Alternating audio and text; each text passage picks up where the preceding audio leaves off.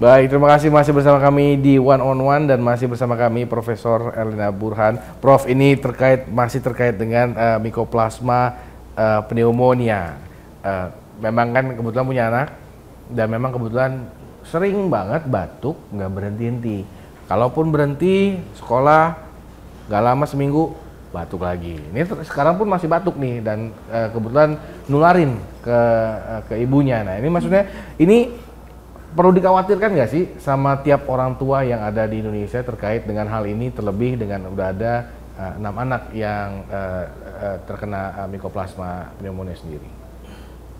Anak-anak itu memang nggak boleh batuk ya, nggak boleh pilek, nggak boleh sakit lah, karena masa mereka kan masa bermain dan susah diulang kembali. Jadi nggak boleh sakit anak-anak. Tapi kan itu idealnya. Itu kan kata kita, tapi kondisinya kan sekarang memang banyak anak-anak yang sakit, ISPA terutama, atau influenza, flu, gejalanya mirip-mirip semua. Bersin-bersin, demam, batuk, pilek, lesu, nggak mau main, meriang-meriang. Nah, kalau selagi kita tidak tahu penyebabnya apa, karena penyebabnya kan harus kita periksa. Apakah dengan PCR atau dengan biakan, atau dengan pemeriksaan darah. Nah itu kan selagi belum bisa, mestinya orang tua mungkin menyiapkan beberapa obat bebas yang biasa kita pakai. Contohnya kalau dia demam kan bisa pakai paracetamol atau dikompres. Dan yang lebih lagi, anak kalau sedang sakit, kalau bisa jangan disuruh bermain. Maksud saya dilarang bermain karena nanti ada potensi menularkan ke teman-teman bermainnya. Dan juga jangan dipaksa sekolah. Kalau bisa orang tua sekarang dalam kondisi seperti ini, kalau anaknya sakit jangan diperbolehkan sekolah. Ya. Kalaupun terpaksa misalkan ujian atau apa-apa yang perlu dia harus pergi, ya dipasangkan masker supaya kalau batuk bersin itu tidak menularkan kepada teman-teman sekolahnya. Ya, kalau itu hanya flu biasa dengan istirahat, makan yang cukup dan vitamin segala macam, biasanya kalau virus itu self-limiting disease, artinya bisa sembuh dengan sendirinya. Seharusnya sih dia akan membaik. Tapi kalau 3 hari tidak membaik, 5 hari tidak membaik, saran saya segeralah ke pelayanan kesehatan, apakah itu dokter atau puskesmas atau klinik, silakan untuk mencari tahu apakah ini perlu antibiotik, jangan-jangan ini bakteri. Kalau virus nggak perlu antibiotik, jadi saya ingatkan ya, kalau virus nggak perlu antibiotik karena obat infeksi virus bukan antibiotik, itu percuma. Yang perlu antibiotik adalah kalau memang itu kita menduga atau dokternya memastikan, oh ini karena bakteri atau karena kuman, maka memang dibutuhkan antibiotik. Ya. Dan bagaimana supaya jangan terlalu sering? Sekarang kan orang mengatakan, oh ini anak-anak ISPA, flu, pilek, sakit. Dulu beberapa bulan yang lalu kita katakan polusi udara. Betul. Ya benar kan? Karena kita sempat berasumsi ini gara-gara ya sekarang juga masih polusi kan? Betul, kalau itu betul. Ya, walaupun kadang-kadang membaik gara-gara hujan ya. Jadi debu udah nggak banyak. Nah, dan pergantian cuaca sebetulnya juga memicu anak-anak flu, batuk, pilek. Jadi banyak nih sekarang nih polusi udara, batuk, pilek, dan sekarang ada lagi masalah Mycoplasma ya. Jadi bingung kan, Prof? Nah, oleh sebab itu harus ada upaya pencegahan. Nah, upaya pencegahannya adalah ya secara umum saya bicara nih ya. Anak-anak biasakan cuci tangan. Ya, kalau memang dia sakit pakai masker, dan yang terpenting sistem imunnya dijaga, diperkuat dengan makannya mesti teratur dan komposisi nutrisinya seimbang. Jangan asal makan, yang penting dia makan gitu ya. Jangan, mesti seimbang, ada proteinnya ada, karbonya ada, vitamin dari sayuran atau buah ada. Anak-anak kadang-kadang nggak suka sayur ya, jadi mungkin kurang vitamin, bisa kita kasih suplemen. Tapi juga memang masa anak-anak masa bermain, tapi usahakan anak-anak bisa istirahat, ya, tidurnya jangan terlalu larut. Ini kenapa saya katakan demikian, kalau anak-anak memang punya potensi bronkitis atau asma, kalau tidurnya larut malam, itu udara malam hari itu kering.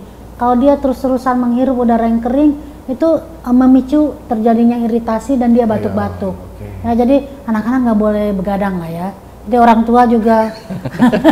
Ya, karena itu semua yang Prof bilang itu yang saya lakukan sebenarnya kebetulan. Anaknya susah tidur misalkan seperti itu.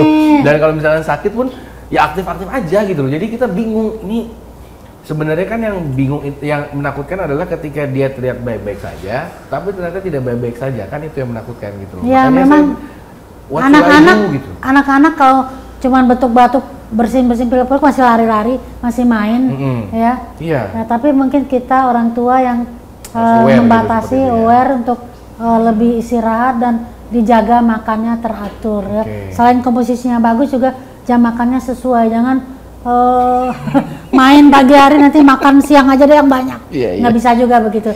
Tapi dokter gizi nanti yang menerangkan. Iya, dan itu memang kebetulan saya lakukan memang kebetulan. Ya. Tapi testimoni nanti ya. Tapi Prof, memang belum ada, kan ada vaksin pneumonia sudah ada? Ada, tapi bukan untuk Mycoplasma. Nah itu. Yang sekarang ada adalah vaksin untuk influenza, vaksin untuk pneumococcus, ini juga menyebabkan pneumonia, tapi nama kumannya lain, Streptococcus pneumonia. Ini ada vaksinnya khusus, ya. Dan COVID juga, saya mau kasih tahu juga nih ya, muspil ya, bahwa vaksin COVID itu masih digratiskan sampai akhir tahun. Jadi masih ada 2 mingguan lebih nih ya, untuk masyarakat memanfaatkan layanan gratis ini. Karena konon kabarnya, tapi saya nggak tahu ya. Ini cuman konon kabarnya. Tahun depan katanya berbayar, tapi biasa rumor-rumor seperti ini jadi kenyataan ya. Ya, jadi mumpung masih gratis, masih ditanggung pemerintah, bagi yang belum divaksin, bagi yang belum booster, ayo segera mendatangi fasilitas pelayanan vaksin yang disediakan oleh pemerintah, dan sekali lagi gratis sampai akhir tahun. Ingat berarti di Persahabatan juga diadakan? Oh, kita punya poliklinik vaksinasi seperti vaksin itu. Ya. Oke. Nah, kembali ke pneumonia tadi, Prof. Apakah vaksin pneumonia sama anak itu tidak berpengaruh kepada Mycoplasma ini sendiri? Vaksin untuk Mycoplasma belum ada. Tapi minimal kan tadi saya menyebutkan kadang-kadang satu anak tuh terinfeksi oleh beberapa mikroorganisme. Ada yang virus, ditambah kuman, ada yang kuman atau bakteri tambah virus, ada virus dengan virus, ada bakteri A plus bakteri B. Jadi kalau dia influenza, ditambah lagi dia COVID, tambah lagi dia Mycoplasma, kan berat. Atau dia influenza plus Mycoplasma, mungkin gejalanya akan lebih berat. Atau COVID plus Mycoplasma. Jadi mumpung sekarang ada vaksinnya, salah satu dipakai supaya kalaupun bergejala nggak terlalu berat, itu sih sebetulnya. Baik Prof, saya ingin membahas soal terkait dengan angka COVID-19 yang mulai merangkak naik di Indonesia khususnya, tapi usai jeda tetaplah bersama kami pemirsa di One on One.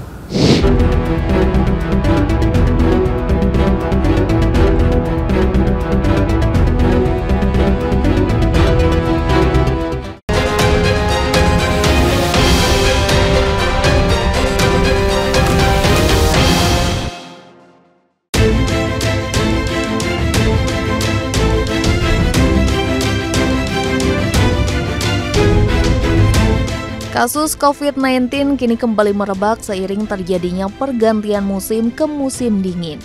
Seperti yang diketahui, salah satu penyebab meningkatnya angka kasus COVID-19 dalam beberapa tahun terakhir adalah musim dingin. Salah satu negara tetangga Indonesia, yakni Singapura, tengah memasuki musim dingin yang tengah berlangsung dari bulan September hingga Februari mendatang. Suhu berkisar antara akhir 20 hingga awal 30 derajat dengan curah hujan dan badai petir diperkirakan terjadi setiap hari. Tentu hal ini menyebabkan tingkat kelembapan meningkat. Pada tanggal 19 hingga 25 November, perkiraan jumlah infeksi COVID-19 di Singapura meningkat 2 kali lipat menjadi 22.094. Angka ini melonjak dibandingkan dengan minggu sebelumnya sebesar 10.726 kasus. Pemerintah Singapura sendiri mengatakan peningkatan infeksi mungkin disebabkan oleh faktor-faktor seperti musim perjalanan di akhir tahun dan menurunnya kekebalan penduduk. Sementara itu, data infeksi emerging Kementerian Kesehatan menunjukkan kasus COVID-19 di tanah air juga meningkat tajam sejak akhir Oktober 2023. Pada periode 1 sampai 26 Oktober, jumlah kasus tercatat 230, sementara angkanya terus melonjak 54% menjadi 355 kasus pada 1 sampai 26 November 2023. Kenaikan ini diperkirakan sejalan dengan masuknya varian Aedes. Menteri Kesehatan Indonesia Budi Gunadi Sadikin meminta masyarakat Indonesia untuk melakukan perlindungan ganda untuk mendapatkan vaksinasi dan mengikuti protokol kesehatan sebagai respon terhadap peningkatan infeksi COVID-19 terbaru di Singapura. Ia juga berpesan kepada masyarakat yang belum mendapatkan dosis booster COVID-19 agar segera mendapatkan vaksinasi di fasilitas kesehatan terdekat.